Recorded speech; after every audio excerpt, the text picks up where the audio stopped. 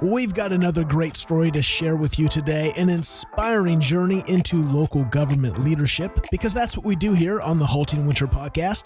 We tell the stories behind the titles, the unique paths into public service, and the moments that shape how these leaders show up, even when the work gets heavy. Every day, local government quietly makes modern life possible, and behind every service is a person doing work that often goes unseen. This is the Halting Winter podcast, and I'm Seth Winterhalter.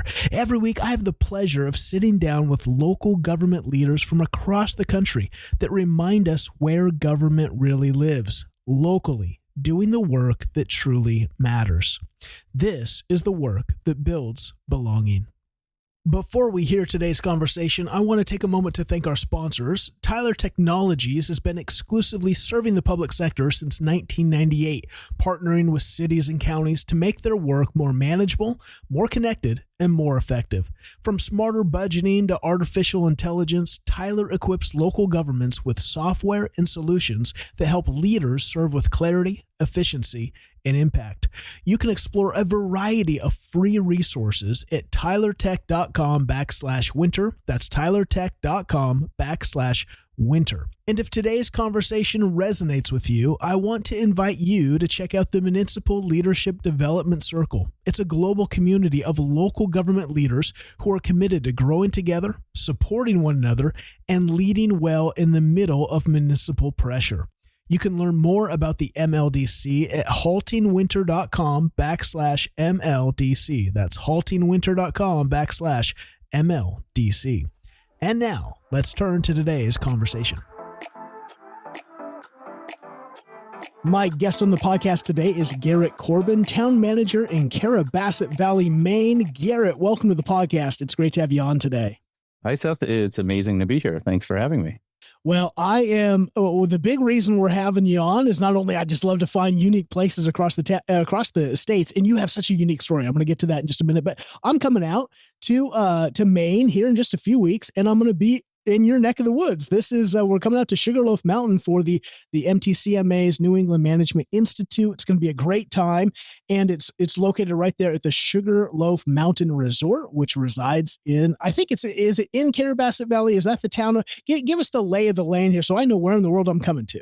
It is indeed. Great. Good question. Carrabassett Valley is located a half hour from the Canadian border, 3 hours from Quebec and Montreal cities, 4 hours north of Boston, 2 hours north of Portland, Maine, Northwest Maine mountains, which sounds pretty remote, but we're only a couple hours from the coast, and it's a great place to be.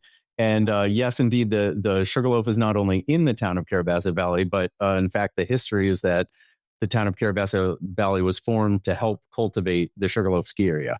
And we can talk about that history a little bit too. But we are, it's a town that the mountain made and a mountain that the town made, so to speak. And it's a great, great partnership.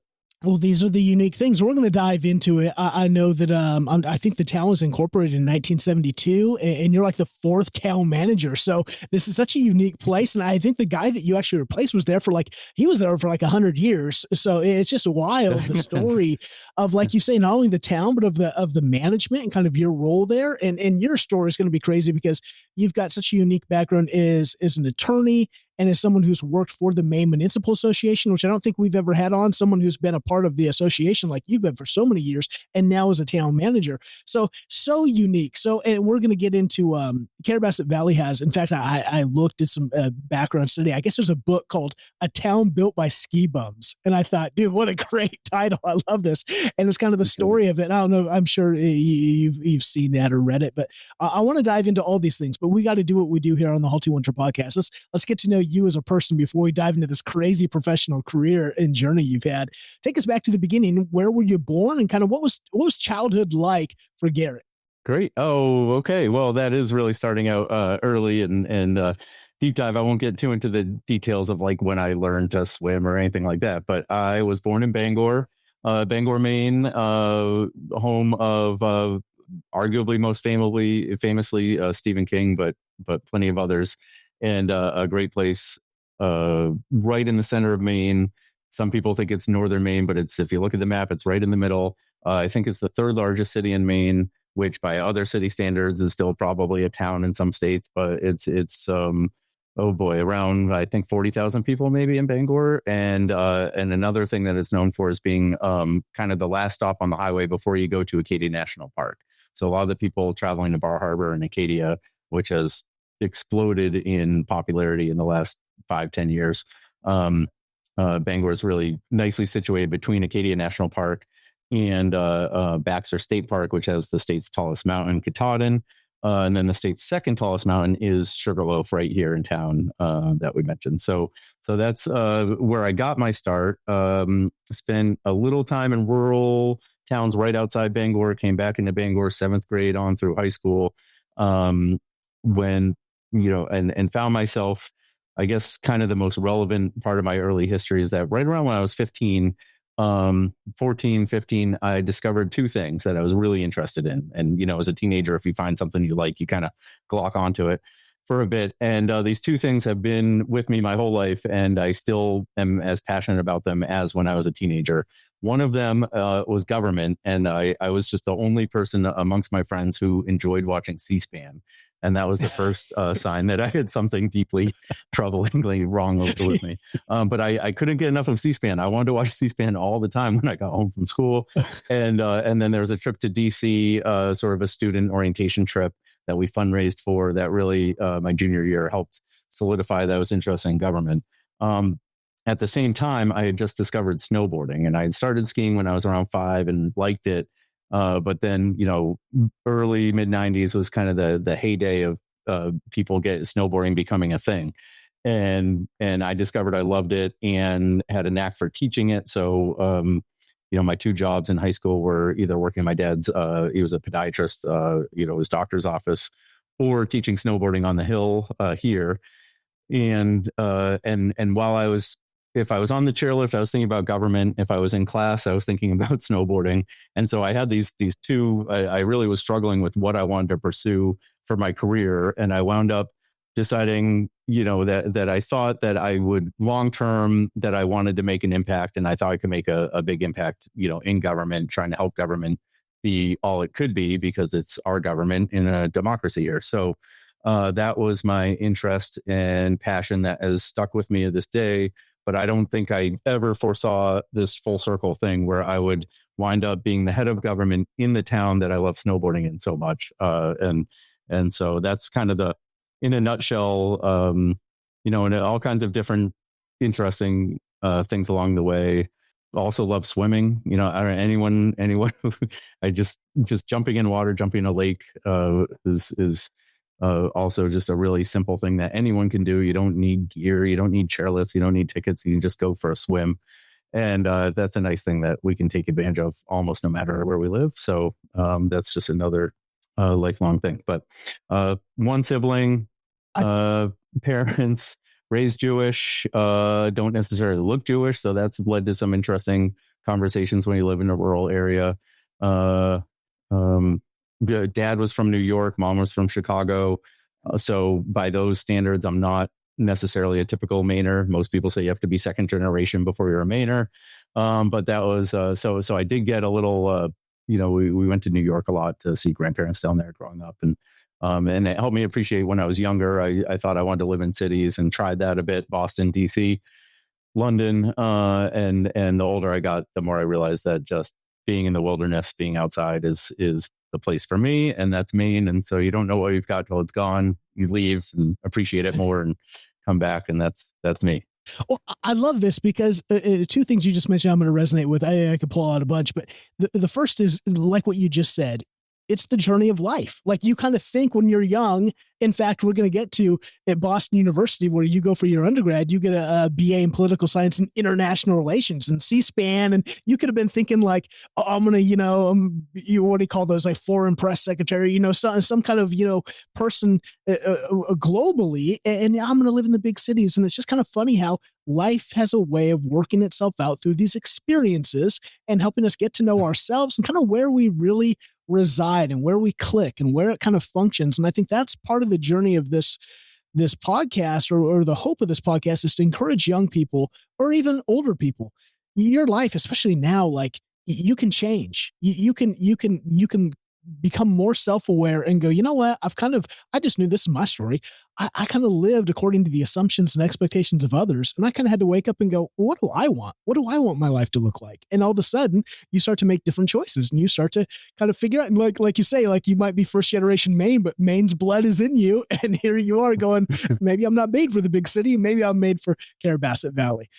I love that. The other thing I just want to highlight real quick is the water. I have the same. I just love the water. I think everyone, like, something about the sound of water, beaches, but there's something unique about people that live very busy, kind of always on lives. And maybe that's why I have a great appreciation for city managers, because I was a pastor for a number of years. And I think a pastor's life and a city manager's life very similar in that you never shut off that role. Like, you're always a public figure, whether you're in the grocery store or behind a pulpit or behind, the city hall dais. And the reality is the water, though, I can't take my phone into the water.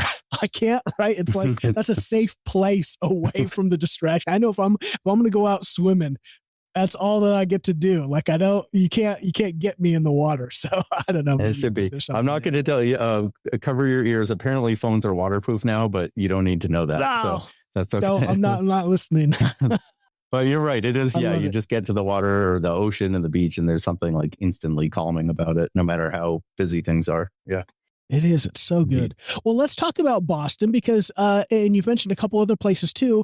You're going to go to Boston and do an undergrad, political science, international relations. What were you thinking during that? Because again, most of the people I have on this podcast who are local government leaders, if they had any kind of political science background, they thought state level, federal level, they're kind of thinking, I'm going to be the president, I'm going to be a senator, I'm going to kind of, do this big thing. And that's kind of what it looks like. If you had to look at if you had to guess from your early resume, that's where, U.S. House of Representatives, you're an intern, you're doing stuff kind of on this scene. What were you thinking as you were in Boston, as you were getting these degrees, as you were kind of doing these fellowships and internships? What were you thinking?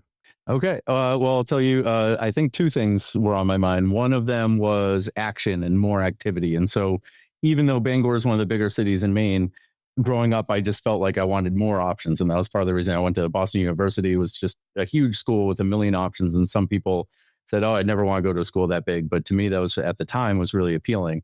And so I was thinking cities, I'll start with Boston. I'll wind up in DC. Maybe I'll move on from there. International travel was something I wanted to do, but wasn't really something that I planned on doing. But wound up doing a semester in London in undergrad and then again in grad school.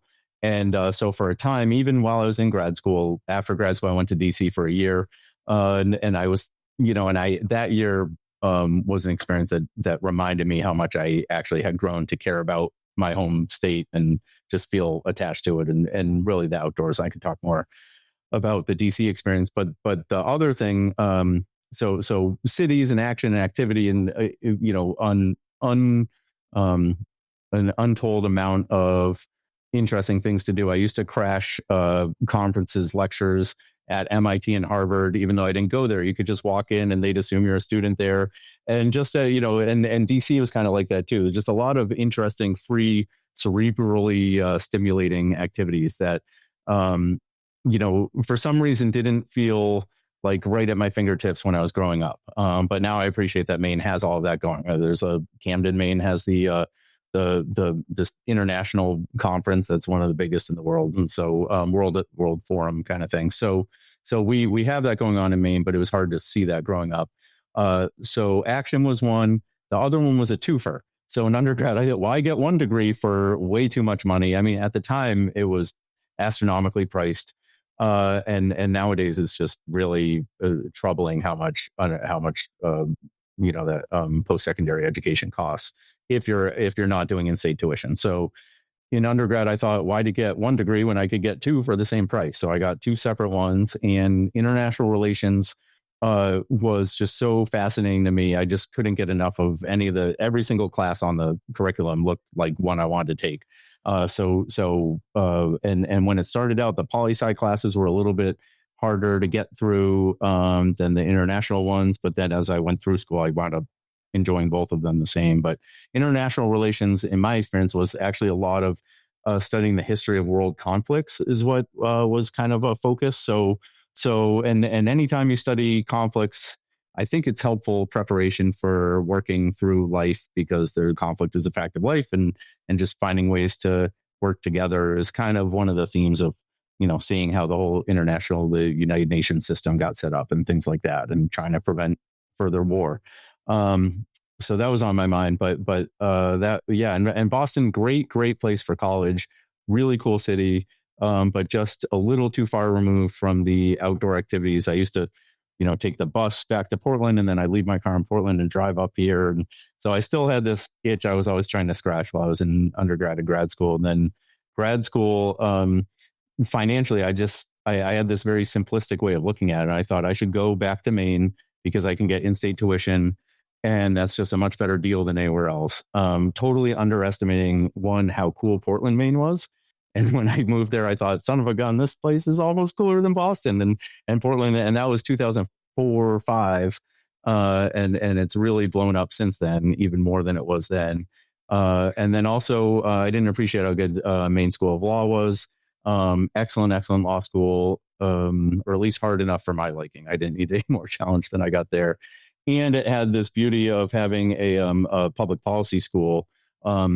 It's now called the Muskie Institute at University of Southern Maine, that named after Senator Ed Muskie, who was one of the greats back with Margaret J. Smith in Maine history, who, he went toe to toe with LBJ and was just a really interesting guy, and probably a moderate by today's standards. So that I only applied to law schools where I could get a dual degree at the same time, because I was not interested in litigating. I knew that much, but I also knew that I was so interested in government work that felt like I might have a hand tied behind my back without getting a law degree. And so to this day, I'm glad I got it, but I also continue to admire how much I got out of my master's in public policy and management, which set me up well for this role, for the price. So the master's degree was 1/10 of the price of law school, and it's come in handy at least as much, if not more.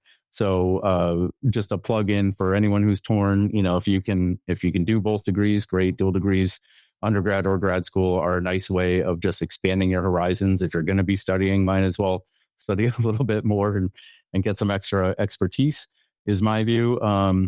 But also just the, you never know, you might find that the thing that you thought was going to be like I thought I'd be more fascinated by political science and international relations, and it wound up being, I don't know, even, and then kind of similar experience in grad school. So you don't know till you try. And what you were saying early on, I want to mention just that whole through life experience, you go where life takes you, and you find that you may or may not want to change. Well, ideally we all should grow as people and grow as professionals, and change is part of that. And so I don't know if you've spoken with anyone else. I have seen, I do want to just have a nod to your robust amount of podcasts. It's been going 4 or 5 years, and, I don't know, pushing 400 podcasts, I think. And I haven't been able to listen to all of them, but a lot of really interesting topics you've gone over. And so I don't know if you've gone over change and how change can be hard or not, but I think some people would probably agree that you can do all the schooling you want, but the most that you learn is through life experience. And so my professional life I don't regret any of my educational time, and it's a necessary precursor in a lot of ways to doing more in life. But right now I can say, 20 years out of grad school, that roughly that, I think you also learn at least as much through doing, if not more, as you do through studying. And the studying is good, but man, do you learn a lot through doing. I bet other city managers you've talked to have said the same. I think many people assume the AI and all of the new technology coming out, it's something reserved for large cities and urban counties with big budgets and dedicated IT teams. That is simply not true. Whether you serve in a rural township, a village, a small town, a city, or a county of any size, AI can help your organization work smarter, improve your resident service, and give your team back valuable time to focus on the work that matters most. Tyler Technologies is helping local governments of every size put practical AI solutions to work, helping make communities more efficient, more resilient, and better prepared for the future. To learn how your organization can begin using AI today in helpful ways, visit tylertech.com/winter. That's tylertech.com/winter.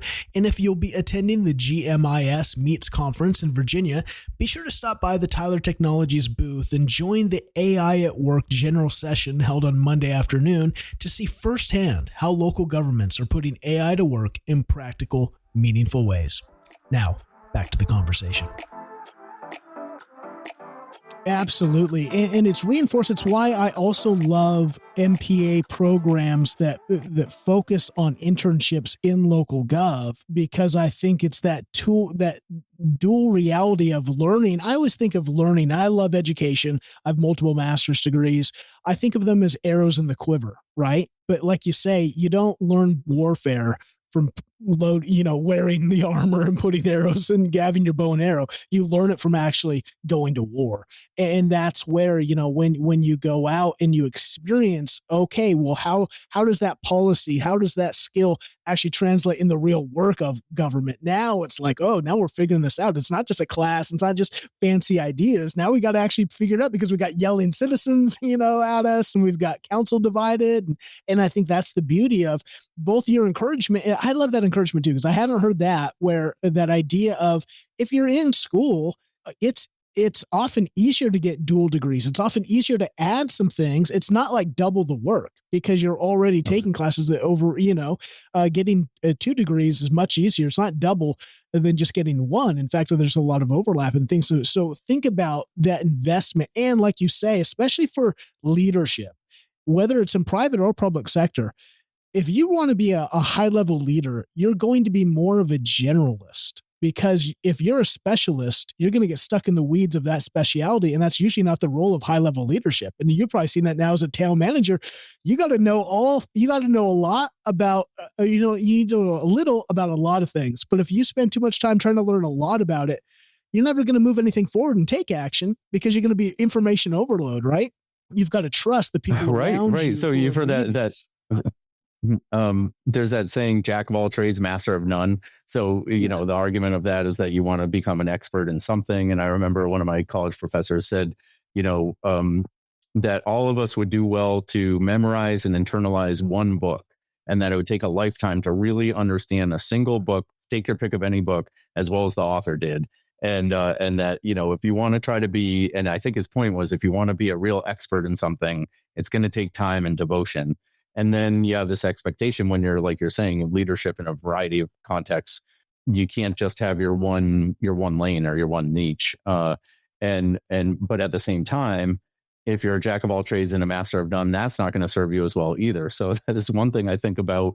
It's managers, municipal managers for sure, maybe managers in other contexts, is you're actually supposed to be a jack of all trades and a master of at least some, or get a halfway master of all of them. You can't just be a jack and not a master. You have to know what you're working at, and that's a lifelong. Honestly, I mean, so I've been involved in the municipal field for 15 years, I think, and I'm still learning, and I can't believe how much prep I had for this, and how much there is still left to learn. And I think it'll be the rest of my career till I feel like.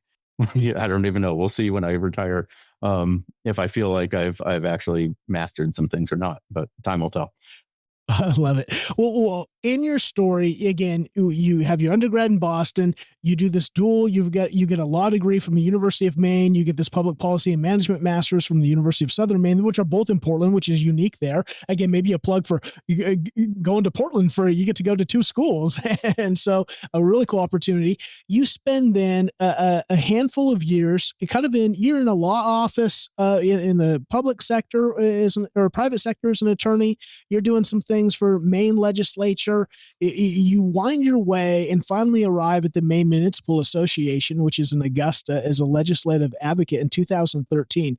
What do we need to know about, before you get to the MMA, what happens in your life that kind of leads you to local gov? When was it? What were the kind of the waypoints that maybe even brought when did awareness of real local gov? Was it in that MA program of like, oh, there's this thing that's not just state and federal. There's actually this local thing that's going on. When was that kind of what were the waypoints? When was it solidified to you to go, man, this is where I want to give my attention? Cool. Great question. So, yeah, and it's interesting. I'd love to tell a story about how, geez, I was interested in local government since I was a teenager too, watching C-SPAN.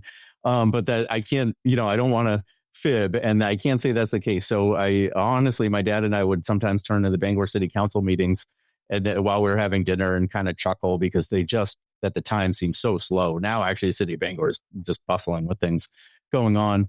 But I still had this all through grad school. I still had this Washington mindset, and I thought I wanted to be at the federal level.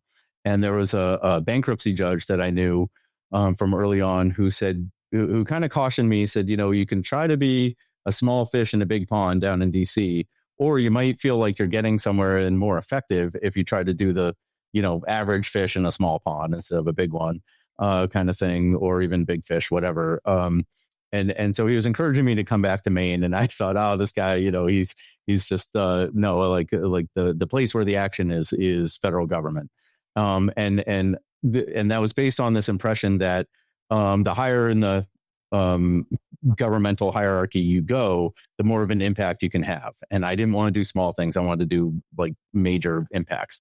Well, even though I'd done an undergrad internship a semester in DC, my year in DC, which coincided with the economic crisis in 2008. I came on the heels of that. 2009 was really interesting.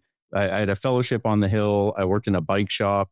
The bike rides out to West Virginia were what was reminding me that, oh yeah, I love the country. I like getting out of the city a little bit. DC is an amazing city to get around. It's really well laid out. I love it. I'd visit there any day, but I just started to realize, I don't know if this is where I want to live, but more importantly, if anyone who's tried working on the Hill or at the federal level sees, you really are, unless you're, in leadership, even new senators probably don't have that much clout, and then their staff have even less, and their interns have even less. And so you're one piece of the puzzle down there, which is great. And I don't mean to discredit it, but it is harder to feel, I think, when you're working there, unless you're a chief of staff or something, like you're really able to make an impact. They pass fewer laws than at state government, typically, especially in this, environment, if you have divided government. So there's just a feeling like it's sometimes you feel like you're working against the grain, or just it's an untoward amount of effort to get, minor victories. So while I was starting to think about that, I got this offer from the Maine Senate president at the time, was looking for a new Senate counsel. And I had this connection. Her daughter happened to be in my law school class and said, would you be interested? And I said, oh, I'll come back and I'll talk to you. I'll come up for an interview, and I need to go see my family in Maine anyway. I'll come up for the interview, not thinking that I was going to pursue it. And just, it was such a good experience. Despite I actually got rear-ended on my way in just before the interview. I forgot about that until right now. But aside from the rear-ending, a wonderful, wonderful experience that said, maybe I should give this a shot. So I came back to Maine in 2010. That Senate president was also running for governor. That went the way that it did, and where she did not get elected. And so I had to really rethink, where essentially, when you work for a politician who loses their next step for office, you have to figure out where you're going to work. And I just decided that maybe I need to try lawyering for a little bit and just get out of the whole government, obsession with government and legislative stuff. So I went and worked for the legislator I worked for was first female Speaker of the House and Senate President in the country. I don't know how liberal she'd be by today's context, but she was a Dem. And I knew that I didn't want to, I've never been a huge fan of either party. And I think the two-party system is actually overblown and not particularly necessary anymore. So I wrote my first paper in grad school was on how government could work in America with no political parties. That's another story for another podcast, probably. So I decided that I wanted to go work with somebody who was kind of as far to the right as the person I'd worked for to the left. Found this great attorney, worked out, was a real estate kind of timber attorney up near that tallest mountain in Maine in Millinocket. And so I did this commute, seeing moose just about every day on the way to and from, drove an hour from Bangor up there daily, and just did nuts and bolts, real estate law and some municipal law. So he did some things for the towns up there. And that was one of the things that was just kind of, I found it interesting working on that. But it still didn't click for me that, okay, I think municipal is my future. But that was one of the things so really the first time, I guess, long way of saying the first time I got exposed to municipal life might have been actually a few years after grad school. And I always knew it was there. But I still, my experience in state government hadn't run its course yet. Another opportunity came up that drew me back to Maine's capital, Augusta. And like you said, I worked for this, one of the bigger law firms. There's kind of 4 major law firms in the state of Maine. Worked for one of them, the one that kind of was definitely at the time and still now known as one of the big players in terms of lobbying. And so since I had been in DC in undergrad, I'd had a course on lobbying, and I thought I was really interested in that. Because you could kind of be part of the political process, the legislative process, which was always like I said, judicial branch didn't interest me as much as the legislative branch was fascinating to me. So you could, as a lobbyist, be part of that process without having to be, run for office and be elected and deal with that. So tried being a staffer for a year, then tried, in 2010, 2011, 12, tried the real estate and municipal law. Went back to this law firm and just did, private sector, essentially. Law firms represent private parties more often. But one of them was one of the municipalities they've had a challenge with a mill. There's several towns in Maine that depended on their mill, in other parts of the country too. This is a common story. And the paper industry changed around when I was graduating high school around the turn of the century. And so the towns that depended on their mills have all come up with kind of interesting ways to craft a new future for themselves, either retooling their mill or doing something entirely different. And so one of the clients was this town that was having kind of state financial reimbursement things. And so that was another entree into the municipal world. Side note, that town is still, the things they're trying to do with that mill were part of the huge political battle this year, because now they're trying to make it a data center, and there's debates nationwide about the merits of data centers. So a great place. But anyway, so I enjoyed that experience, but there was something. Well, I guess the thing that was gnawing at me was that I didn't feel like I could always believe in what I was saying. And one of the early lessons in being a lobbyist, which is, I think, true anywhere in life, but they were saying in Maine, in New York, California, DC, you can BS and you can make things up. And there's so many people, so many players that it might never catch up with you. But in Maine, it's a small place, and people I went to grad school with now are in all these different positions that we never would have known we'd be in, and so it is sort of like a small family here. Maine's 1.3 million people, which is the size of cities in other places. So, and that's the whole state's population. And so the strong caution was that people who get a reputation for fibbing in state government don't last too long, that their reputation catches up with them and they're not seen as credible. So that was a lesson that was taught to me before I was working at that firm. Some of the things that I had to testify for that firm were things that I just absolutely did not believe in. One of them was trying to lower the minimum working age to allow like 13-year-olds to work or something. And I wasn't so sure about that. So I started looking for things that were still in the same field that I could buy into a bit more. And lo and behold, the opening at Maine Municipal Association comes up. So this team before I got there was 3 of the best lobbyists in Maine. I can say that without any hesitation. Amazing, skilled legislative advocates working were the people at Maine Municipal Association. One of them wound up going to the Maine Hospital Association. He recently just became like the head of the Hospital Association, one of the brightest bulbs I've ever met. The other, and he was a new one there. And so I was fortunate to apply, and I the person that was down to me and another person who's now a town manager, and we've had a fun conversation about how our lives changed or not based on how that went. But that led to 7.5 years of just buying right into drinking the Kool-Aid fully of the merits of municipal government. So I know I've been talking for a minute. If it could go on, but so good. I'll pause for a second.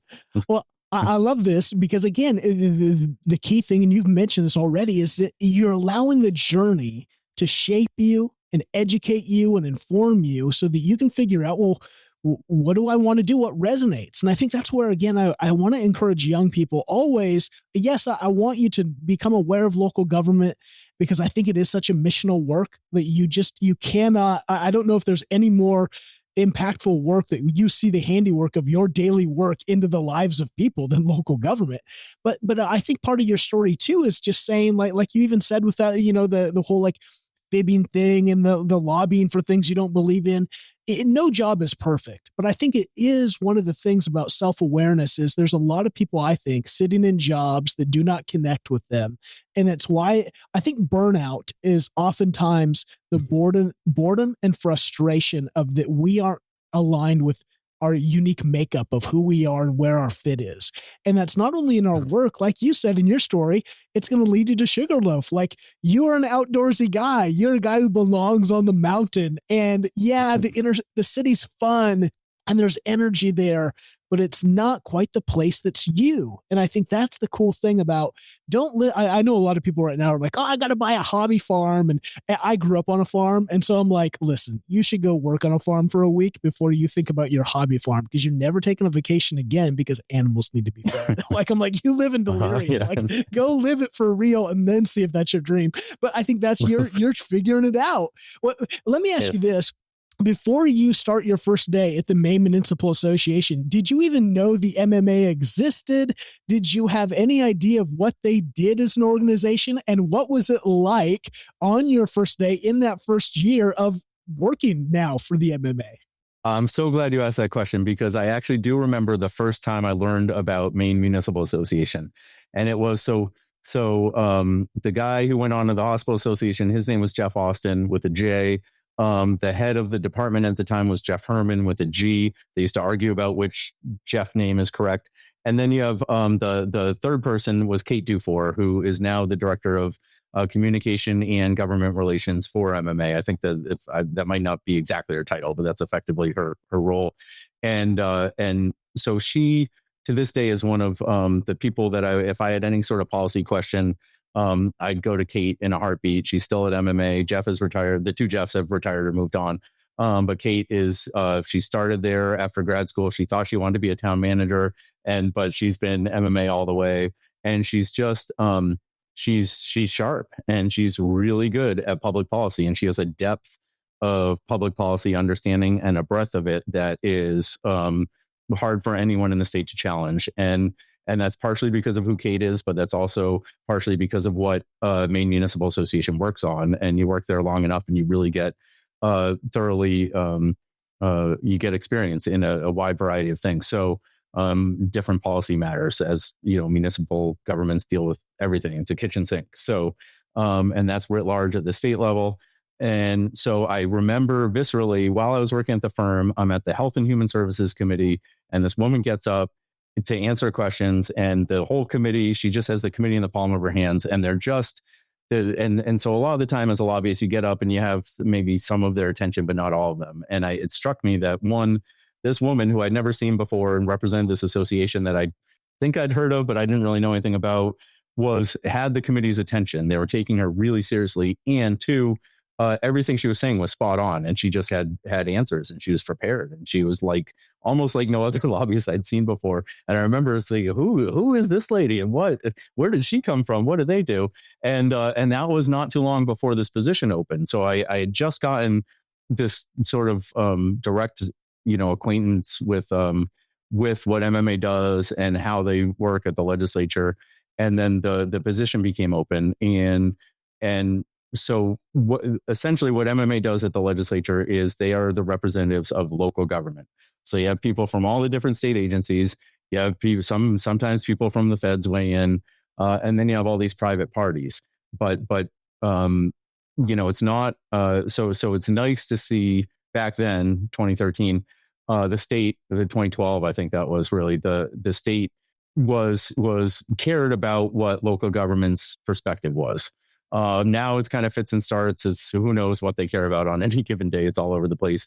And the state politics have become, and not just here, which was a nice purple state where red and blue could kind of get along when I was working there. But things have gotten more like DC, where it's just a little more partisan than I'd like to see. But either way, it was, I knew when I saw the job opening that that it might meet that need I had to believe in what I was speak on behalf of, because it was public sector. And so I had worked in public sector.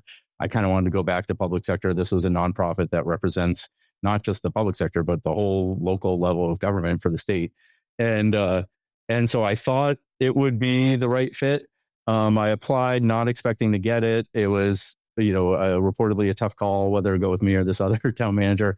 And it was, the experience was more than I knew I was signing up for, in good ways and bad sometimes. The bad being the legislature more than and the legislative process has really changed from going from 6 months a year to just, working like a dog 6 months a year to having 6 months to recover and get ready for the next session. Now it's a year-long session, and that got exhausting after a while. So one other thought just on, you mentioning people getting burnout. I saw you've had some podcast episodes about burnout and silent quitting. And I will fast forward to now say that as a lobbyist with that year-round legislature I was just mentioning, we all got burnt out. It's not just me.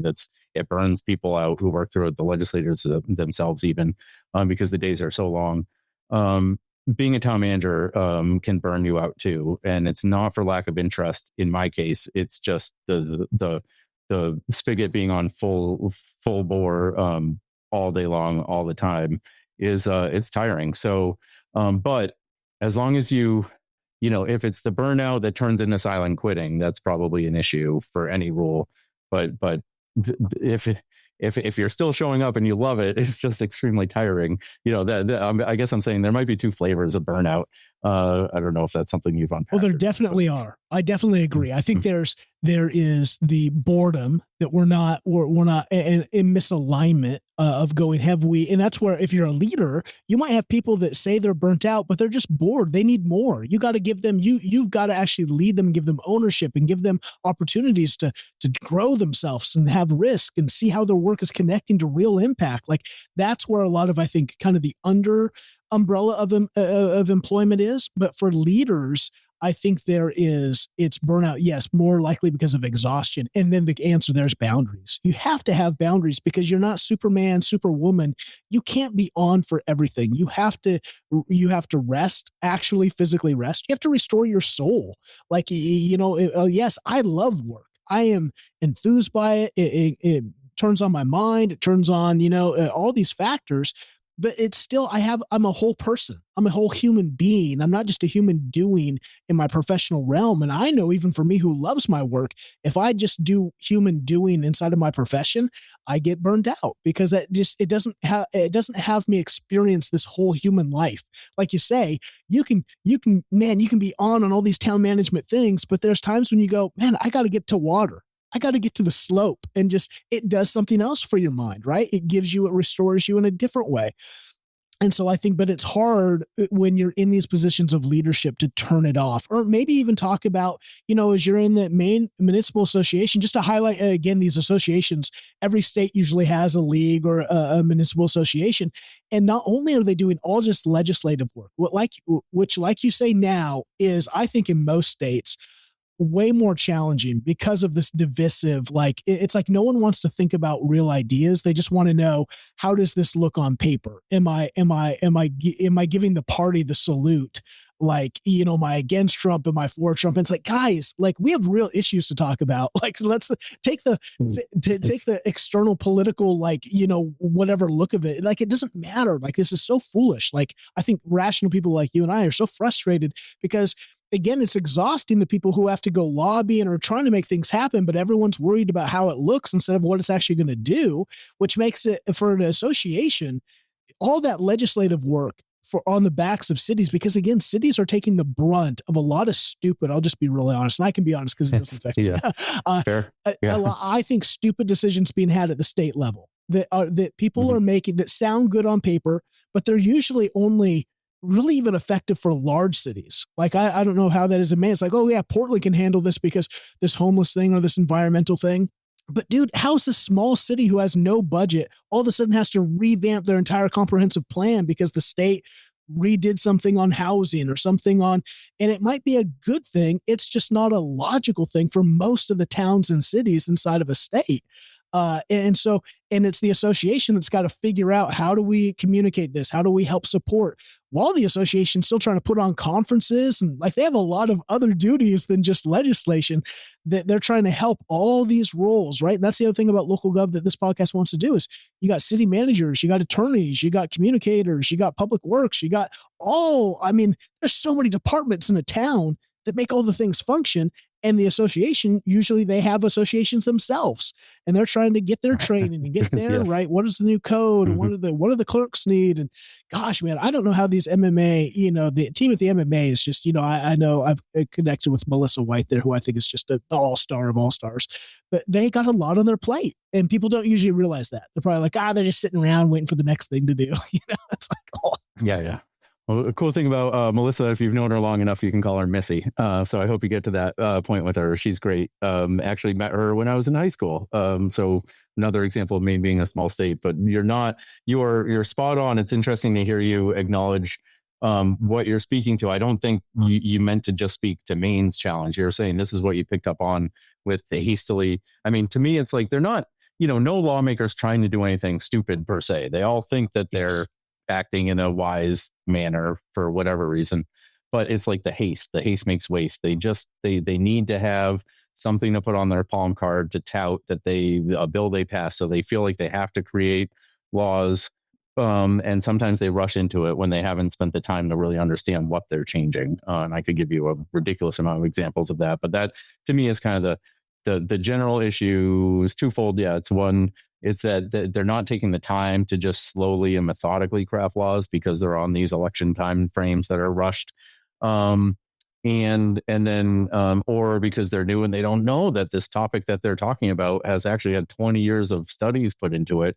And they, and for all they know, it's just something that's never had any study because they don't see any action there.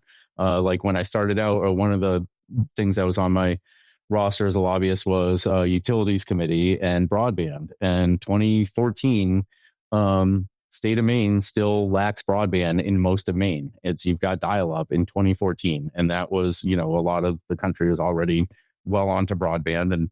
And at the time I thought, good Lord, how is the state of Maine's tech setup this behind the times? Fast forward, it took a decade after that. Now we're just kind of rural areas finally have broadband, but it took until recently, and there's still efforts to do that. So some of these things are just a very long slog, and it takes the time. And you have people on election cycles that aren't interested in the log slog. The other side of that, I lost my train of thought.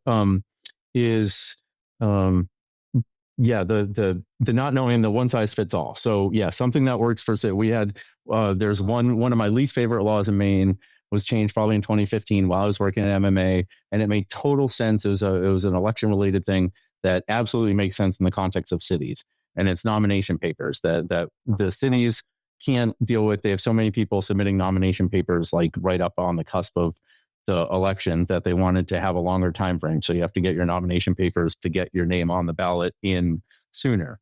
And that totally fit the cities that were proponents of it. But you have small towns where you barely have anyone who even knows there's an open seat for an election, and they find out a week before, and now they can't get on the ballot because they missed the nomination paper deadline. Side note, they didn't even know what nomination papers are, or that they come with deadlines and things like that. So rural areas and urban areas, often the rules don't necessarily fit for that. I'm looking out my window at you can see the runway. Town has an airport here. The FAA rules I'm dealing with, they have different rules for different size airports, but either way, this tiny little, there's like a dozen users who have hangars here. a dozen more who come to ski in the winter. It's not a bustling airport. We hope it will be someday, but it has to comply with regulations that like Boston Logan Airport has to comply with, and just the policies just don't always make sense for one size fits all. Really doesn't always make sense, and that was a constant theme that we tried to remind the legislature of. But could I talk about one thing I think makes Maine Municipal Association unique from other leagues, and then I'd be curious if other leagues can. So the shining star of MMA to me and of state government in Maine is the Maine Municipal Association Legislative Policy Committee. They call it the LPC, and it's 70. They have a way of electing people where municipal officials get to nominate and vote for who makes it onto this policy committee. But it's a mini legislature kind of local officials, and you have everyone from like the city attorney for Portland, or I'm not saying specifically, but for example, people from Portland, and then people from the tiniest towns in the farthest reaches of Maine. And it's a really nice, it winds up, you have people who are professional staff like city managers or code officers, what have you, public works directors.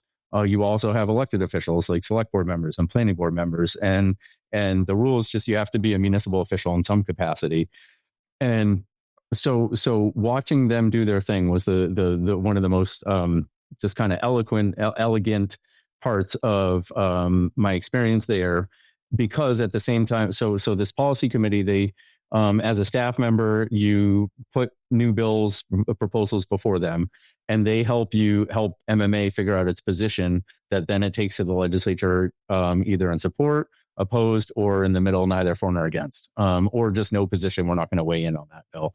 And they have some rules about when they weigh in, how they do. For example, like if it's a legislation that's only going to affect one municipality or a couple, they usually stay out of it because they try to just weigh in on things of statewide impact, things like that. But either way, so you'd bring these ideas that are either great ideas or terrible ideas, what have you, from the legislature, put them before all these municipal officials, and they just debate them amongst themselves.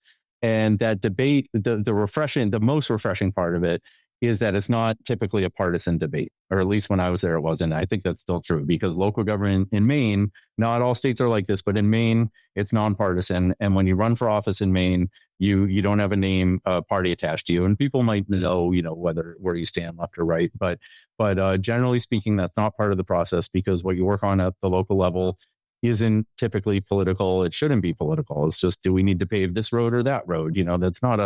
That's not a political decision unless one of those roads is all Republicans and one is all Democrats. And actually state government, I've seen them do that kind of thing, but it's another story. But that's not how we do it in town. So you'd have debates amongst a huge cross-section of local government officials that really did represent all the different walks of life in Maine, of which there are many, whether you're a logger or a fisherman or an accountant in a city or something. And it was focused on the policy and the impacts of the proposal, and it wasn't about the politics.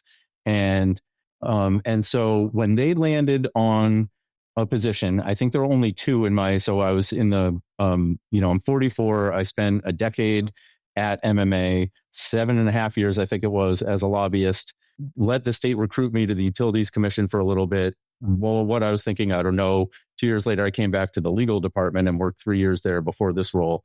And so I saw a few different, cross sections of MMA, but the policy committee, when it landed on something, in 7.5 years, I think I only disagreed with where they landed once or twice. Really, I'm not exact. Like I don't think it was more than 3 times tops. But so I was able to take, and I think it made for a more effective lobbyist, because you believed in what you were advocating for. Because if things went a different way, it was actually going to create not a political problem, but a policy problem.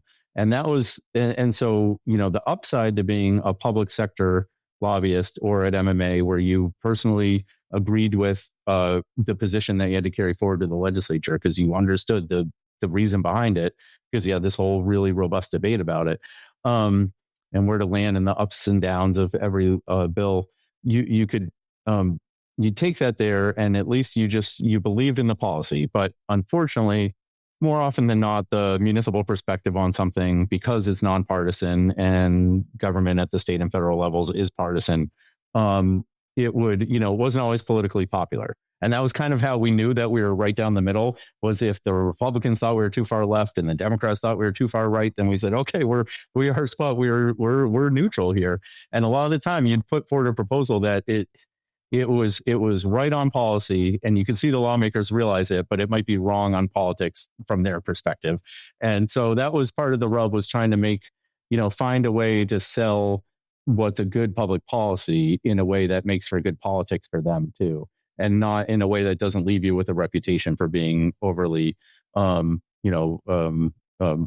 sided with one party or the other. And that's also a challenge. But so that, when you get to, you see how the committees at the legislature make their decisions, and they would make they'd have healthy debates. I'm not trying to knock their process, even though it's gotten more thin and more thin as time goes on, and they don't even play by their own rules anymore. But at the time, they had good discussions, but I was constantly comparing them with the LPC discussion that I had come from that day or the week prior, because it's an ongoing thing throughout the legislative session. And I just came to really understand or appreciate the local officials' understanding of what they were talking about, because a lot of them were longtime officials too.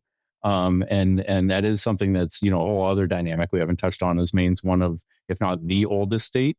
So my professional career has been kind of overlapping with the end of, a generation of career public servants who are retiring actively, in the last 5 years and continuing the next 5 years. You can just see a whole wave of retirements. And like you said, I replaced Dave Cotto, was here 25 years, and he was a manager. He might be the longest serving manager in Maine's history. I think he was like 44 years total or something. With he was in Greenville for a while.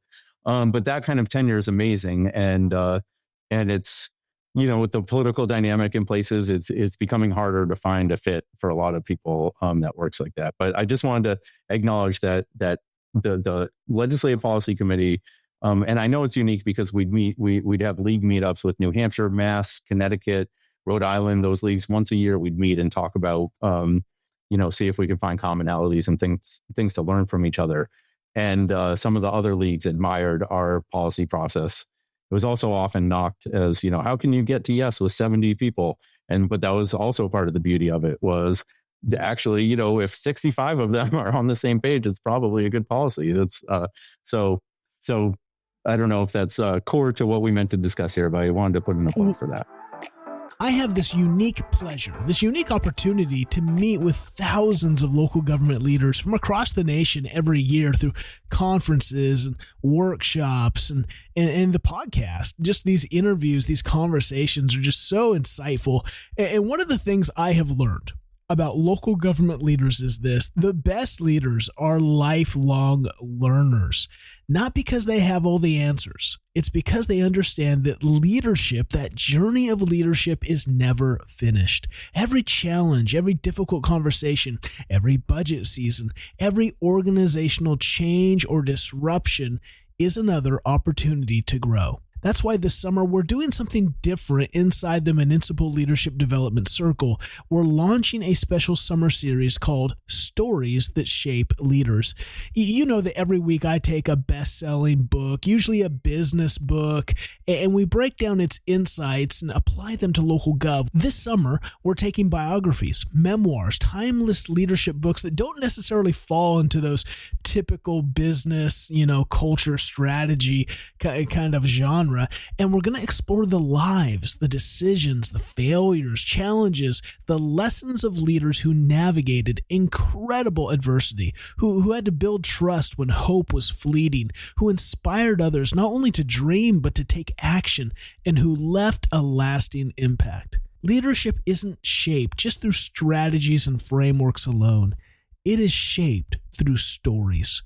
Stories that challenge assumptions, stories that expand our perspective, stories that help us become the leaders our communities need us to be. When you join the MLDC, you unlock the entire summer series, but you unlock even more. You unlock the weekly leadership content, the live mastermind sessions, the nationwide community of local government leaders, and all the MLDC resources, not just for the summer, but for the rest of 2026.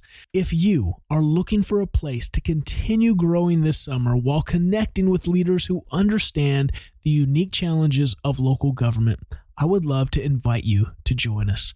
Learn more at haltingwinter.com/MLDC or simply use the link in the show notes. Now, back to the conversation. I love that you brought that up for multiple reasons, not only to give us some insight into the MMA and into kind of what some uniquenesses, but I think something that resonates with some of the podcasts guests we've had on recently that just talk about culture and communication.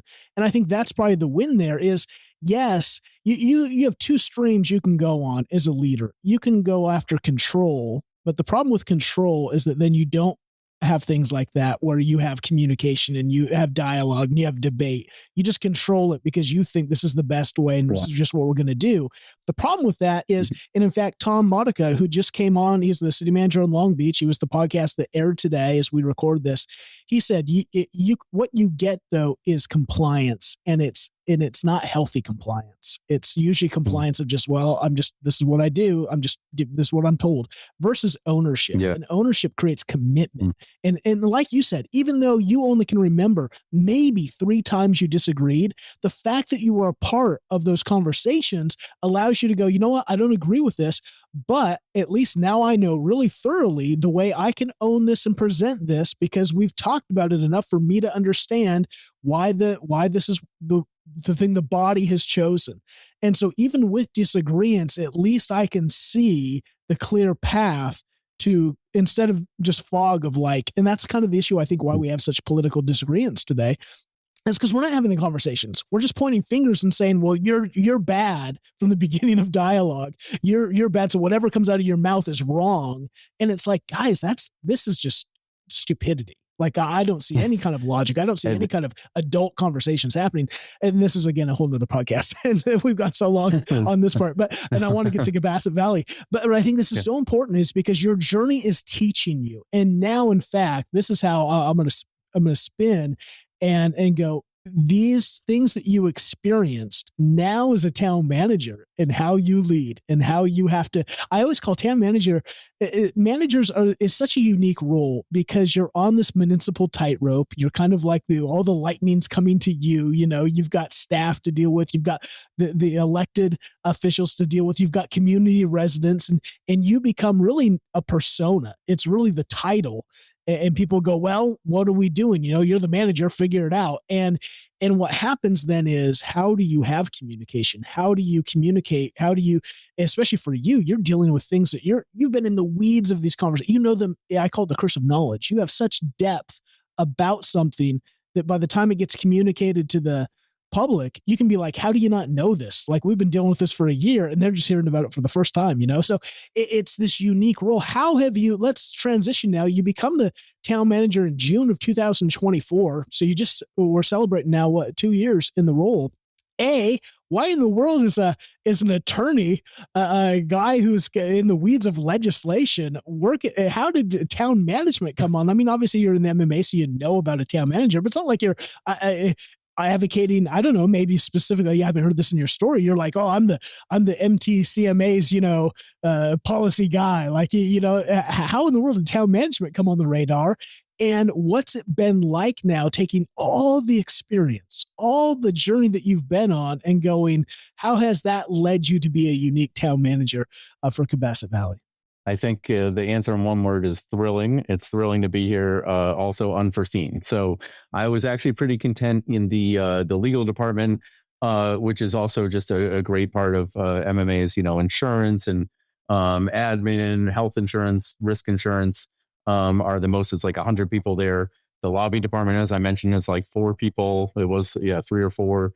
And the legal department is 6 people. And you field questions from all the municipalities in Maine. Essentially, you get everything under the sun, big questions, small questions. If it has to go to court, then you have to refer them to council litigates. But so amazing experience. And, you think you understand the policies and stuff, and then you start dealing with the legal advice and realize how intricate this stuff gets. And I mean, I thought I knew it, but so that was helpful. And so I actually thought that I wasn't dealing with the legislature anymore. The work-life balance was great.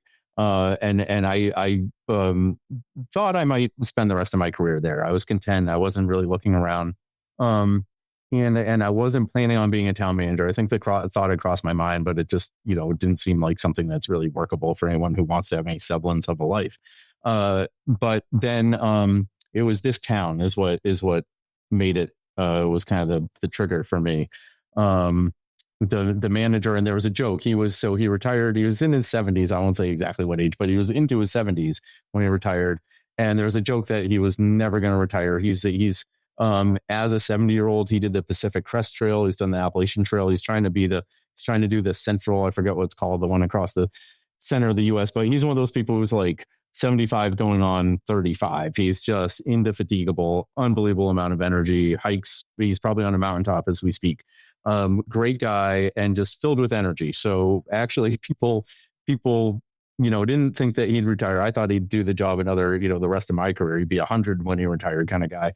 And then found out, so the first town meeting I ever went to, and that's not all of the country has town meetings. New England, it's this old tradition where the legislative body of the municipality in a lot of New England towns is this town meeting that is, all the town's voters get together in a room and openly vote on things, or you can do a secret ballot, but it's a fun, it's not just fun. I mean, it's democracy in action. It's historical, but it also works really well in certain places today. A lot of places have gotten rid of it. A lot of places hang on to it because it's just part of what makes New England and Maine unique.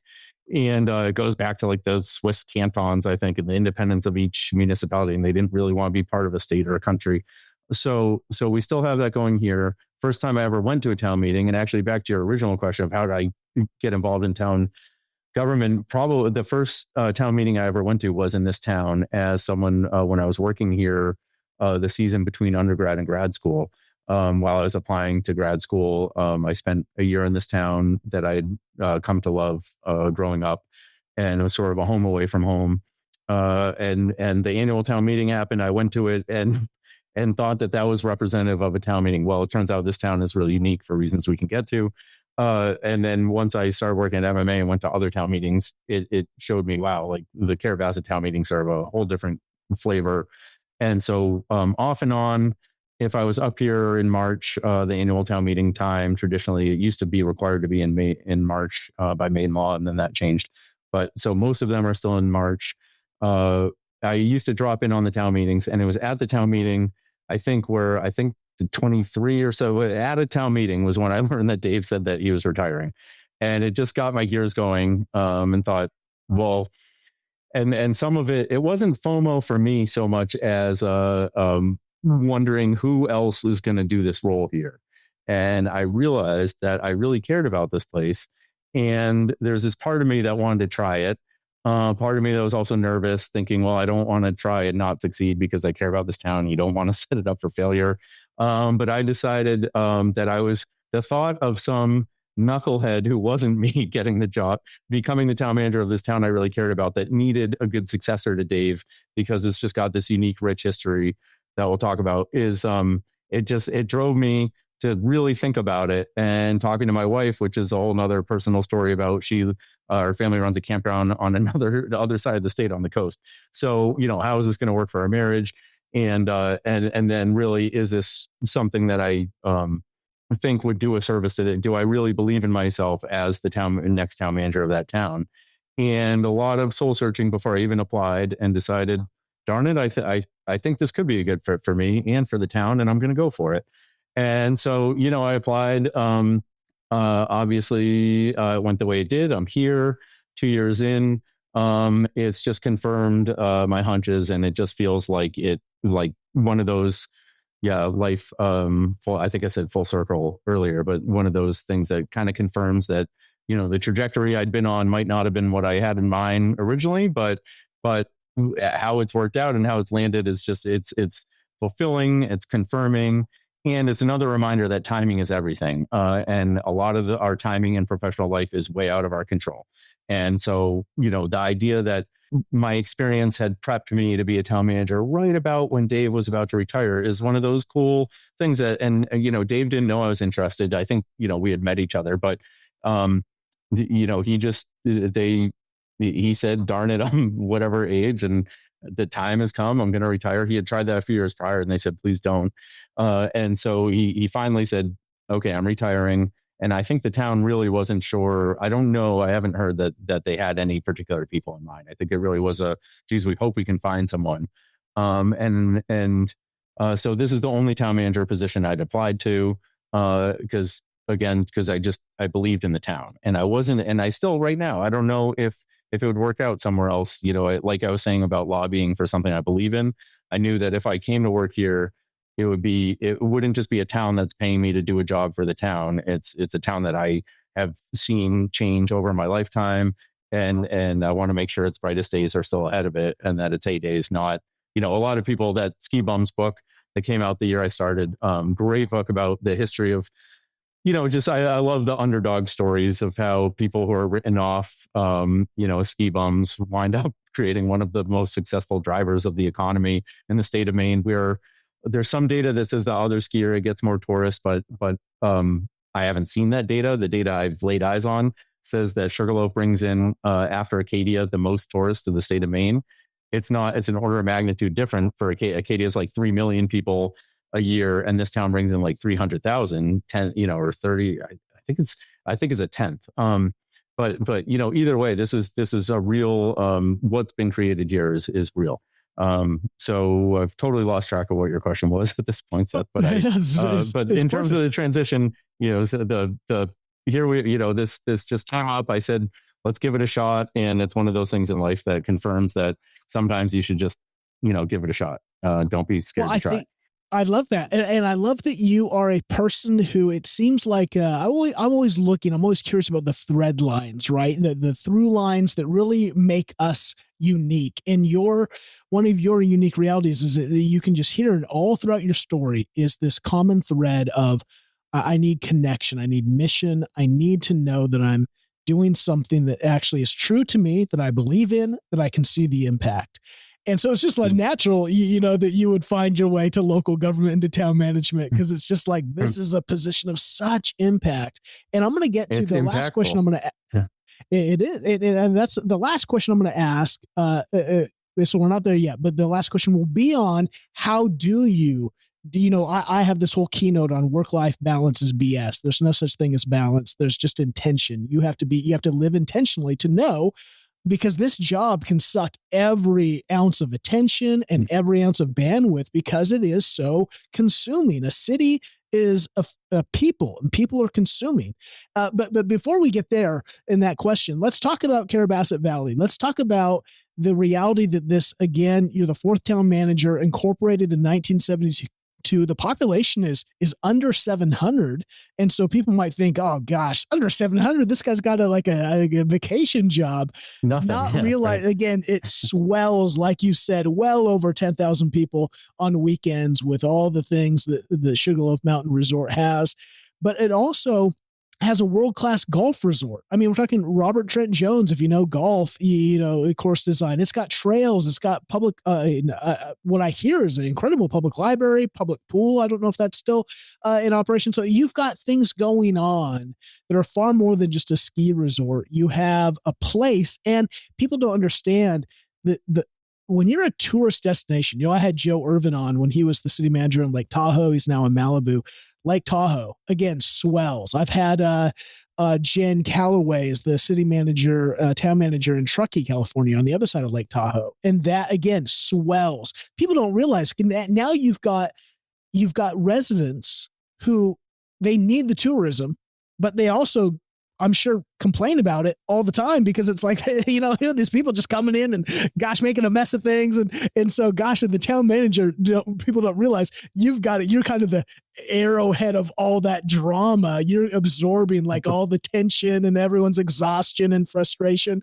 And you've got to figure out, with, I'm sure, limited budget, how do we provide the resources when we're inundated with so much for emergency, fire and police, and you guys have done some really creative things. I want to be mindful of our time. So you tell us, give us a taste of this unique place and what it means to be a part of the leadership of local gov and what you're offering to try to make that place continue to be awesome. Excellent. Fair. Continued awesomeness, I think, will be my new slogan. It's a town that's become recognized as awesome per se because it's built around outdoor rec. And it is, that impactful thing we're talking about, at federal level, it's hard to make an impact. At the state level, you can make an impact. And I've got a lot of laws that I helped, amend, and or ones that were a terrible idea that we helped kind of shelve. So now in just 2 years, I've got all kinds of impacts that are made. But before I got here is the really, interesting story about a ski area that was in unorganized territory in Maine. So that is governed by the state of Maine. People were skiing here, wanted to do things that it was hard for them to work with the state government and the red tape. And so they said, darn it, it's a home rule state. Let's form a town. And then we have home rule and we have some self-determination. We can take, move forward the way we want to. So the earliest history of the town in the 70s and 72, we are one of the newest towns in Maine. There's a few other like islands that have broken off from their municipality, things like that. But, having people in town who remember the town meeting that voted to create a town is pretty cool. And they're long in the tooth now, but there's still some here. And so 70s and 80s were about supporting the ski area, and the ski area somewhat famously locally here went bankrupt, and the town taxpayers bailed it out. And I don't know a lot of places that would necessarily do that, but it's a unique story in ski area history anywhere is a lot of the time the ski areas are fighting with the town. Here, the town, because it was made to help support the ski area, essentially, it's always been this sort of we're in this together kind of relationship. So skiing, and then I remember when I first came here. First time I came skiing was late 80s. First time I came in the summer was probably like 5 years later for this little mountain bike camp. And I'm not kidding when I say I remember tumbleweeds. It was the town was just could not be more quiet in the summer. And then they built this golf course that is just, it's like for a while it's been legendary. You always have the competition with what's the shiny new object. So for a while there were some other shiny new objects. Well, it's cool. Right now, we're seeing people start coming back here saying, geez, we forgot how good of a course this was. We came here back in the day. And now the greens are arguably in better shape than they've ever been, thanks to a bunch of improvements the town and Sugarloaf have worked on there. But so the town built the golf course. Sugarloaf has operated it. And that's been kind of a win-win for the mountain and for the town. And so that was that was the start of Four Seasons here. And then with climate change, which, I told a couple of people I was going on this HaltingWinter podcast. They thought it was a climate change related podcast, of course. So I bet you get that. And that's a hot topic in ski area, considerations is what is the future of snow? There's a local snowboard manufacturer here, Winter Stick. The head of that had an interview recently. They asked him where he saw snowboarding 20 years from now. And his answer was mountain biking, which is really disconcerting. But, he's saying like there are concerns about snow and what's going to happen with snow. And it's out of our control. At least right now, I don't know, people might think that there's technology for it. There's nothing the town can do. I'll tell you that much. So the town's been actively trying to, before it was really a climate change concern per se. But the town recognized that, hey, it would be nice to keep our employees here. The tradition in the 80s was that people would work at the ski area in the winter, and then they'd be raft guides on the Kennebec River nearby. Great place to go rafting for anyone who wants to visit Maine to raft. And so they bounce between those two things. And then the local employers in Sugarloaf were looking for ways to keep employing people year round, help build the local economy year round, not just for ski season. Golf course helped with that. At the same time, there were these people who were getting into mountain biking, and mountain biking was kind of, coming onto the scene in the 80s. And so, these people would just start hacking, they go out with saws in the woods and cut trails. And those were the ones that I remember doing in the 90s. In the 2000s, the town really stepped it up in terms of trail building. And over the last 20 years, we've become one of the best destinations for mountain biking in New England. We're trying to become the best. I'd like to remove any debate over the coming years, but that's, we're either way. There's burgeoning mountain biking, New England Mountain Biking Association chapters all over New England. You have small towns doing really cool things because it turns out you can make bike trails just about anywhere. And they're also nice for hiking and walking too. It's not just for biking, or even this fat biking in the winter, or snowshoeing, Nordic skiing. So there's already Nordic skiing and downhill skiing. Then you add golf, then you add biking, and there's already this rich tradition of hiking because the Appalachian Trail goes through right just beyond the town border. So you have that mix, and all of a sudden, and side note, world-class fly fishing 20 minutes down the road. And that makes for actually a pretty healthy local economy. I'm not sure anyone foresaw the town's still fully invested in golf, but I think the growth in mountain biking has exceeded a lot of people's expectations. So that's really one of the real successes here too. Is we've just built what were a few trails into now you can do. We had a race the other day that the longest. It's the 15th annual Backcountry Challenge. We call it Carrabassett Backcountry Challenge. It's 500 bikers, and they can bike up to 100K, which is that's more biking than I want to do. But so those kinds of things. We have there's a local private ski school called it's a high school that's now, I think, starts at 6th grade and it's for people who are interested in ski racing. Called Carrabassett Valley Academy. It's several Olympians. Seth Westcott's the most recent, but you had I could go. There's a list of Olympic skiers and snowboarders who have graduated from town here. That's helped bring things together. CVA started building this unique gym for their students around late 90s, and then realized, maybe we should work with the town on this. Let's partner with them. And it's kind of a long story why, but either way, now the town and the school co-own the anti-gravity center, we call it. You walk in and it's not just basketball hoops and pickleball. You've got trampolines, you've got a skate park, you've got a weight room, you've got yoga and cycling and all of that. And so that's one unique example. The golf course is another example.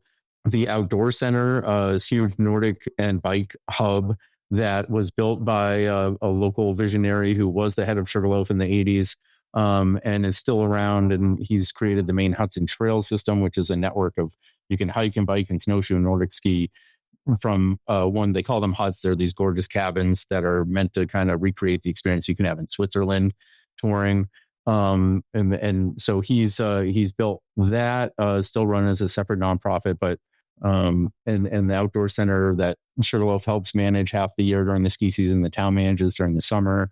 All of these things where we work together with other entities to co-run things that, with my legal hat on, are kind of a nightmare. I mean, I would not recommend co-owning anything with another entity to another municipality, but somehow here they found the way to make that work. And I guess the last example I want to give about along the lines of what I've been discussing about the partnership, and there are a lot more ways I could go on about, specific to Sugarloaf, but the town has this thing called the Carrabassett Valley Trails Committee, and it's for landowners or operators who are all about the trails. So it's the town. We have our own town trail crew, and we have town trails on town property. It's Sugarloaf, which has doesn't just have trails on their property, but they just started lift service mountain biking last summer that is outstanding, and I can't get enough of it. And you got to try the downhill mountain biking when you're here. There's a really nice, easy trail if you're not a mountain biker per se that anyone can do. You've got Maine Hudson Trails, and then you have that NEMBA, the local bike club chapter. And those four entities, we meet like quarterly or several times a year with the goal of making sure that if somebody comes here to visit our trails, that they have a seamless experience, and that it doesn't feel like you're on town trails versus Sugarloaf trails versus Maine Huts trails. It's just that it's all part of a trail network. So it's a good experience for the users, because we want people having good experiences when they drive a few hours to get here and coming back for more.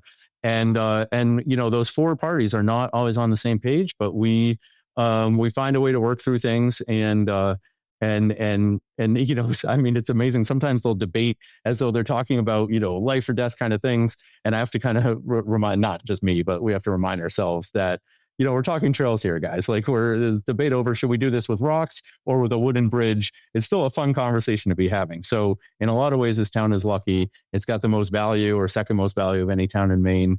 And the 700 people that you mentioned, that's just the people who are, full-time voting here. The census only captured them because I think they were just relying on voter rolls, frankly. But we have, at least 2,000 people on any given day here, up to a good 5,000 to 10,000 on the weekends, busy ski weekends, powder weekends, things like that. And so the field, because a lot of those people are second homeowners here. So they're like me. They grew up coming here as much as they could, even though they were based somewhere 2 hours away. And so the town's done a good job of making this a place where people want to own second homes. We try to we have the lowest tax rate, or one of the lowest tax rates in Maine, way below most municipalities, because we're fortunate in certain things that we don't have to pay for and have some value. But also because the select board's been really, in the prior manager, really fiscally prudent, and we've made, very conservative kind of investment choices that continue. Just the town's been careful about what it invests in, but it's done some big projects that now, looking back, we're so glad we did. So many things. So a lot of that's not unique to this town. I'm sure a lot of other people listening could say, "Oh yeah, our municipality's in that same boat." But I think this town was one of the first ones probably in the country to recognize the economy that goes with outdoor rec. And I'm saying, I don't even like just calling it recreation now, because a lot of people are into it for wellness and health. And so it's almost like diminutive to call it just rec. It's it's fun, but it's also, we have 80-year-olds in this town who look and act like they're in their 50s because they have spent their whole life active. So that's part of, the gospel that we're trying to share with other, and a lot of places, are catching on. Obviously, we're not the only place that's doing a economy-based in outdoor recreation, but that is kind of our calling card, and it always will be. Well, you said all that conversation has two unique things, both to encourage young people to go, man, I didn't know town management or local gov was involved in all these things. And that's why I always say, you don't realize local gov isn't just sitting and collecting taxes, you doing something with that. And that's this cool thing. I mean, the cool things that you're a part of to build and see, partner. And that's the second thing is partnerships. How cool. In fact, I'm just going to highlight, you've got I don't know how often you post this blog, but Corbin's Corner, if you go look at I think it's on the city's website, Corbin's Corner is kind of your blog, and you've got all these things that you had this mid-year update on partnerships, public and private. And I was like, man, this is so cool. I just love seeing the unique opportunities. Like you say, sometimes it's headaches because, you get people in a room and everyone's got their opinion and this is the right way to do it. But cool things come out of partnership. Yes, it takes work, it takes conversation, it takes acquiescence, but the what we can do together is far better than what we can do alone. And you're modeling that, and you are. And not only, I just love these stories where it's like, hey, we were the ski thing, and now climate change, and now it's not as. I was talking with Luke Dyer just a few weeks ago up in Van Buren. He was saying, man, we haven't had as much snow, and so that totally hurt. People coming up and snowmobiling.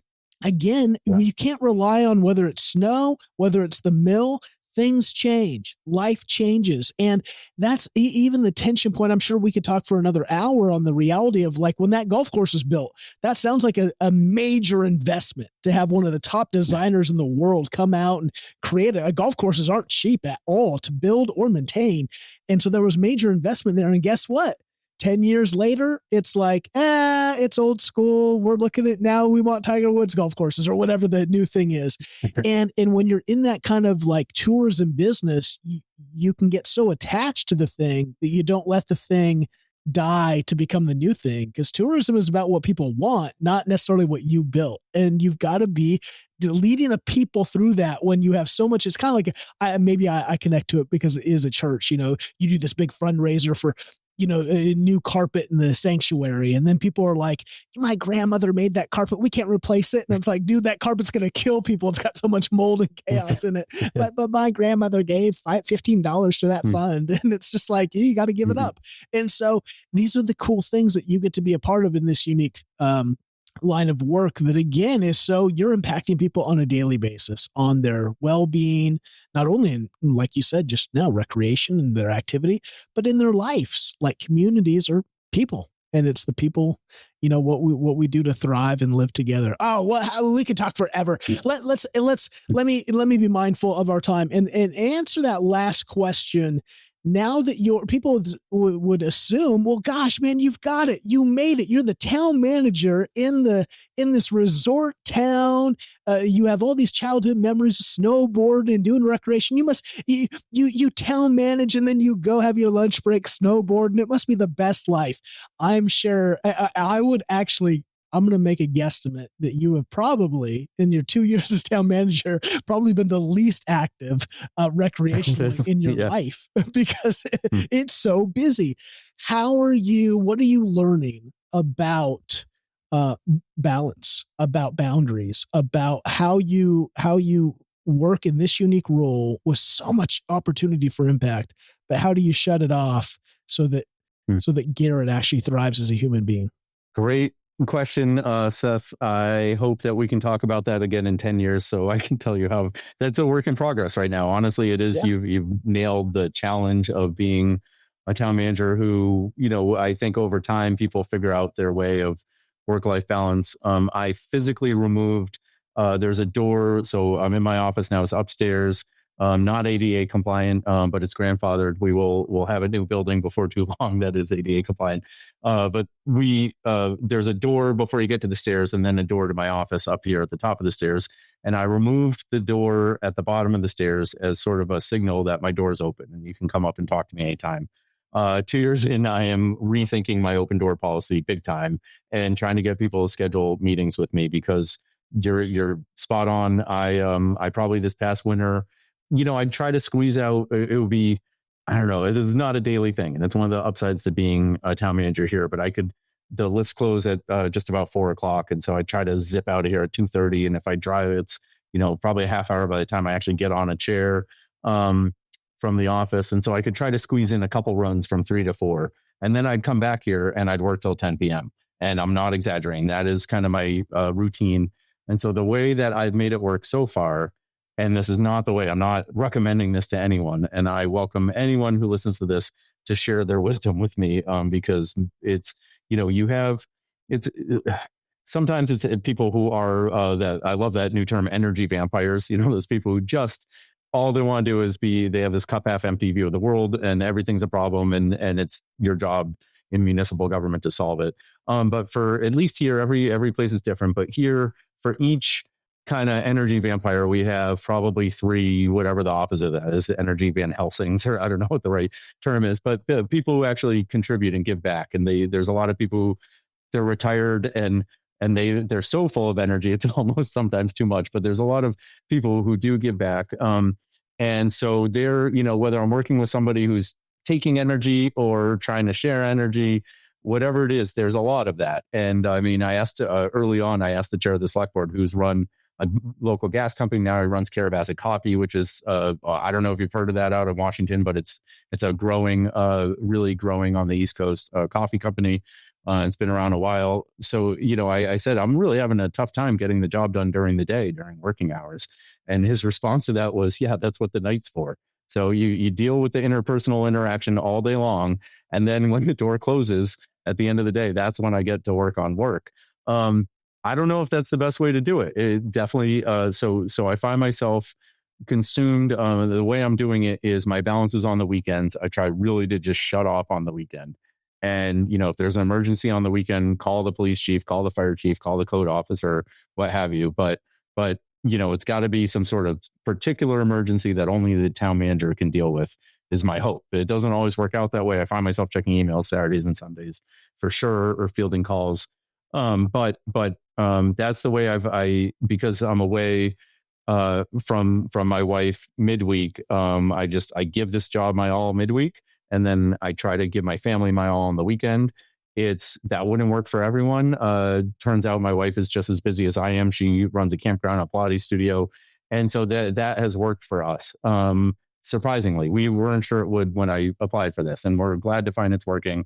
But still, giving 12 hours a day, every day or more, really adds up. And and it's not like that every day, but it's, I guess long way of saying I haven't dialed it and I haven't figured it out. Well, what I'm working on right now is just trying to encourage people, if they want to talk to me, to schedule appointments. But with the public, we're here for them. So you don't really want to turn them away. If you're, right now, if somebody came in and asked for me, the clerk would say, sorry, Garrett's on a podcast right now, which is not something she typically says. But 9 times out of 10, I'll try to make room for the public. And I don't know if that's the right call or not, but public sector, that's what we try to do. Well, let me just say a few things to you and to the audience that's listening. A, you are aware. And I think that's the first step. You can't, no one has it dialed in. Anyone who says they have it dialed in is either retired and, living their best life now, or because life changes. Like, you have all these elements. That's why I say work-life balance is a fable, is because it acts like life is neutral, but life changes and elements change. Relationships change. Your kids get sick and all kinds of things happen. And so nothing is static. And so you can't balance on something that's, it has so many operational changes, but you're being aware of it. And that, like you said, I did that door thing because I wanted to create connection, but now you're like, maybe it wasn't a good idea. Well, I think it was, because it gave you information to now go, you know what, maybe we put the door back up for 2 hours on Mondays, Wednesdays, and Fridays, so I can actually get some clear thinking done. Those are, again, it's all about that. It's all learning. And like you say, your environment with your relationship with your wife and what she does, it's unique. That's the other thing, is we can learn from each other, but no one's living a perfect life that you can just lay over and go, oh, if I just do what Joe Rogan does, if I just do what, whoever does that's got their, famous podcast that tells me their morning, if I hear one more morning routine, I'm going to kill somebody. Like, oh, you got to wake up at 4:30. Stop it. Maybe it works for you. Maybe an ice bath works for you. It'll never work for me. That sounds like torture. I'm not interested. Right. So you got to figure it out for you. And that's what I'm going to talk about. And I can't wait to sit down with you in person when I come out there, man. But that's what we're going to talk about. And that's where I'm so excited. It's such an honor and a privilege to go out and speak to you guys face to face, to get to know you, to hear your unique things, and to just encourage you and go, hey, you're doing it. You're being aware of what is now. Like you say, I think the greatest awareness is being aware of those vampires and going, okay, someone else needs to help me, because guess what? You're a servant leader who loves to serve people. You're not going to help yourself. I speak of this as a pastor. My greatest strain on me was the people who just continued to use me as their free counseling service. I had to have other people say, you can't meet, you can meet with him once a quarter and that's it.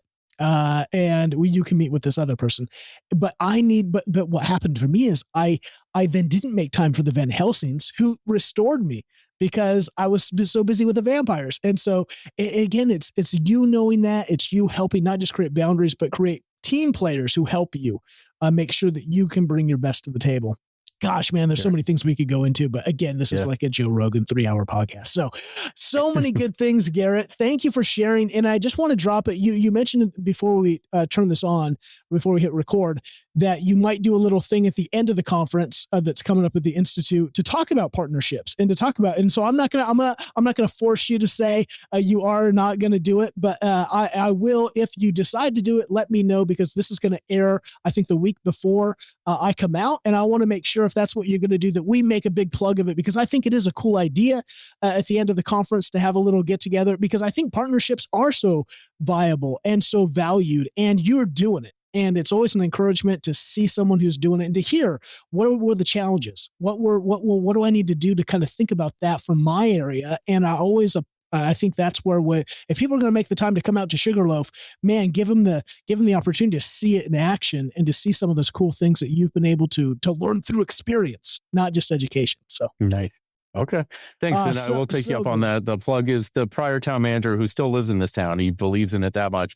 And I were thinking about co-presenting a sort of after party, after hours, except it's at 11:30 in the morning, because I think the conference ends at 11, something like that, or noon, at the outdoor center. More information, I'll promote it if we go there.